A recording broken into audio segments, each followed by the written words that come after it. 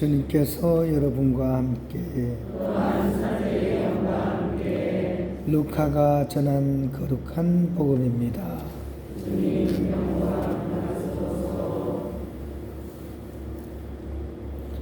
예수님께서 겟네사렛 호숫가에 서 계시고 군중은 그분께 몰려들어 하느님의 말씀을 듣고 있을 때였다. 그분께서는 호숫가에 대어 놓은 배 두 척을 보셨다. 어부들은 거기에서 내려 그물을 싣고 있었다. 예수님께서는 그 두 배 가운데 시몬의 배오르시어 그에게 무태서 조금 저 나가달라고 부탁하신 다음 그 배에 앉으시어 군중을 가르치셨다. 예수님께서 말씀을 마치시고 나서 시몬에게 이르셨다. 깊은 데로 저 나가서 그물을 내려 고기를 잡아라. 시몬이 스승님, 저희가 밤새도록 애썼지만 한 마리도 잡지 못하였습니다. 그러나 스승님의 말씀대로 제가 그물을 내리겠습니다 하고 대답하였다.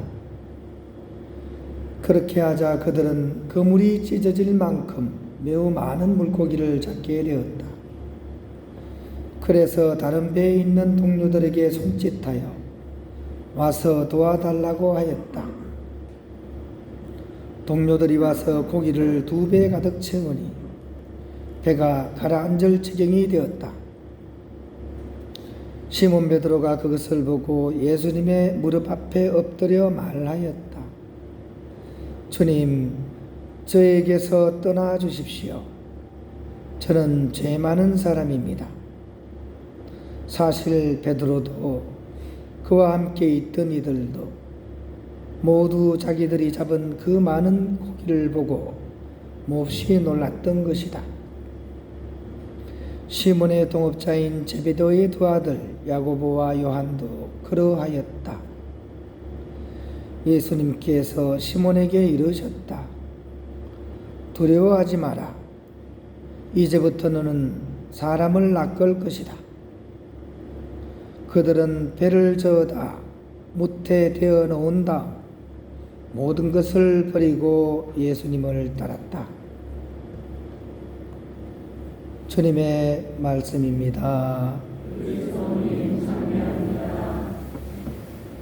네, 평화를 빕니다. 네, 저하고 비슷한 목소리 가지신 분 없습니까? 분위기는 좋은 것 같아요. 그죠? 대부 영화에 나오는 보스 같지 않습니까? 그죠? 목소리를 깔고, 그죠? 예. TV 아니면 뭐, 이순재입니다. 하는, 그죠? 예. 지붕 뚫고 하이키. 예. 그런 목소리입니다. 그래도 조금씩 나아지고 있습니다. 혹시 깜빡깜빡 물건 잘 잊어버리신 분 있습니까? 혹시 이 중에 깜빡깜빡. 예. 많으시네요. 그죠? 예.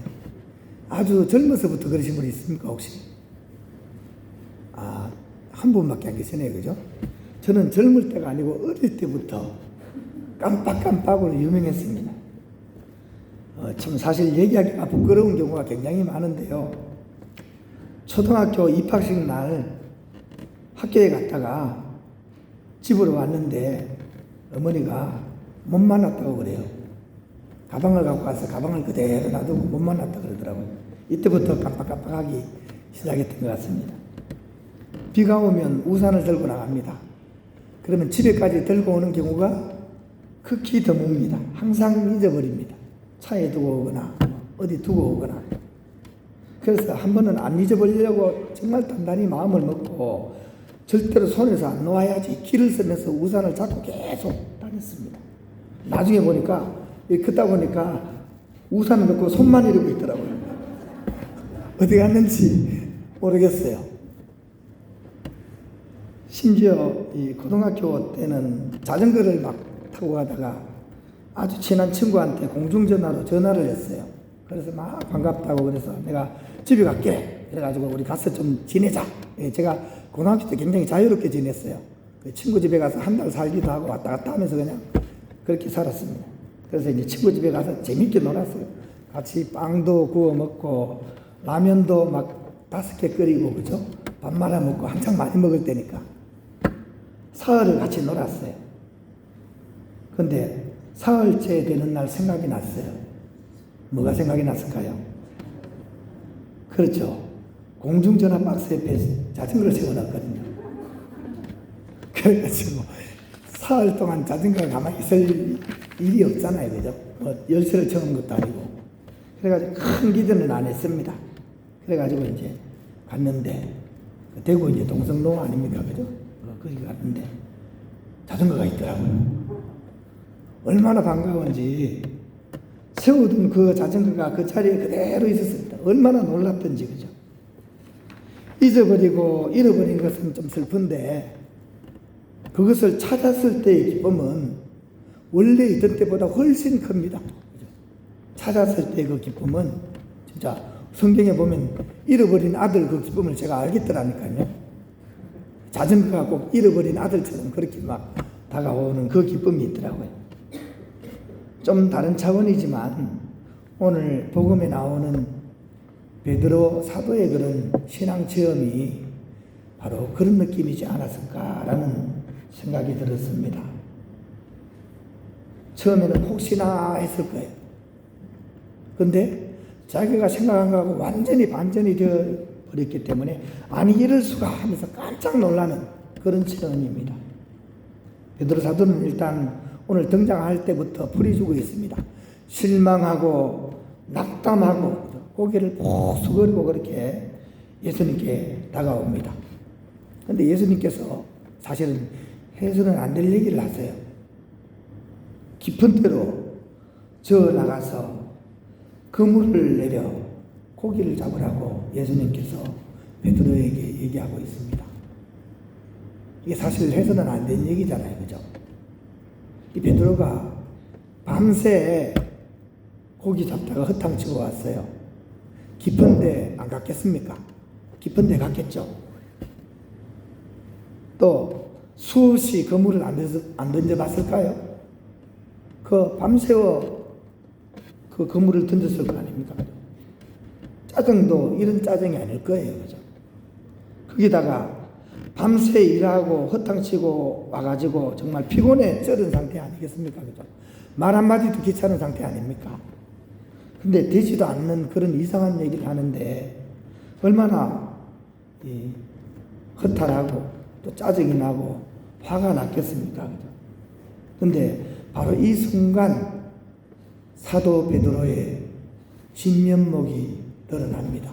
우리 베드로 사도에 대해서 정확히 잘 모르죠. 그냥 막 성격 급하고 막 그렇게만 알고 있잖아요. 그죠? 그렇습니다. 오늘 복음을 읽어보면 이분이 어떤 분인지를 우리가 좀 놀랄 수도 있을 거예요. 베드로 사도가 왜 수제자로 뽑혔는지도 오늘 복음을 통해서 우리가 좀 유추해 볼 수가 있습니다. 이런 측면 때문이었을 것 같습니다. 첫 번째로 이 순간 사도 베드로는 예수님의 얼토당토하는 그 요청을 기꺼이 받아들입니다. 지금 피곤해 죽겠어요. 짜증나 죽겠어요. 화가 머리끝까지 났습니다. 그럼에도 불구하고 예수님께서 말씀하시니까 자기의 그런 모든 상황보다 예수님의 말씀이 더 소중하다고 여기기 때문입니다. 그래서 예수님 말씀을 향해서 돌아서게 되는 거죠. 그리고 앞에서 얘기한 것처럼 베드로가 직업이 뭡니까? 어부 아니겠습니까? 전직 어부입니다. 그죠? 현직도 어부고, 그죠? 물고기 잡이에 관해서는 아마 돼갈 겁니다. 어릴 때부터 계속 잡아왔으니까. 반발심이 크지 않겠어요? 내가 물고기 잡는 전문가인데 예수님은 직업이 뭡니까? 목수 아닐까, 목수. 목수가 뭘 안다고 훈수를 둡니까? 고기 잡는 것에 관해서. 근데 베드로는 어떻게 합니까? 스승님 말씀대로 제가 그물을 내리겠습니다 라고 순명을 합니다. 굉장히 놀라운 그런 결단입니다. 근데 이제 중간에 여차여차해서 엄청난 일이 벌어졌어요. 얼마나 그 일이 엄청났으면 베드로가 충격을 엄청 받은 거예요. 그래가지고 주님 저에게서 떠나주십시오 이런 얘기까지 합니다. 떠나주십시오. 당신은 내가 범접할 수 있는 그런 수준이 아닙니다. 떠나주세요. 저는 죄 많은 사람입니다. 이렇게 얘기를 합니다.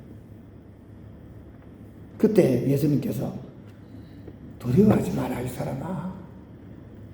하여튼 이 말씀을 듣고서 다시 주님께 다가서는 베드로의 모습을 우리가 볼 수 있습니다.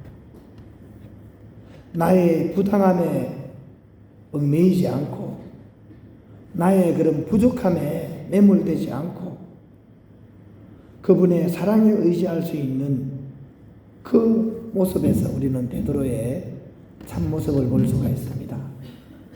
그리고 예수님께서 이제부터 너는 사람을 낚을 것이다 하는 이 말씀을 듣게 됩니다. 사람을 낚을 것이다.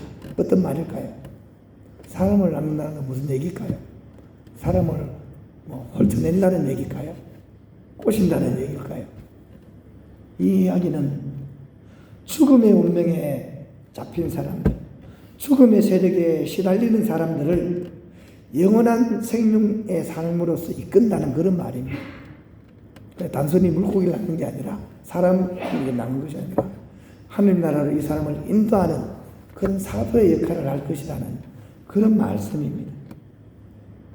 이 엄청난 말씀에 네 하면서 받아들이는 그런 사도 베드로의 말씀입니다. 이처럼 베드로는 피곤하고 지친 가운데서도 주님의 말씀을 더 크게 들었고 자신의 경험과 자신의 식견보다 주님의 말씀을 더 우선시했고 자신의 부당함에 주눅들지 않고 주님의 권능에 의지할 수 있었고 이런 것들이 바로 사도 베드로의 참된 제자의 모습이라고 하겠습니다.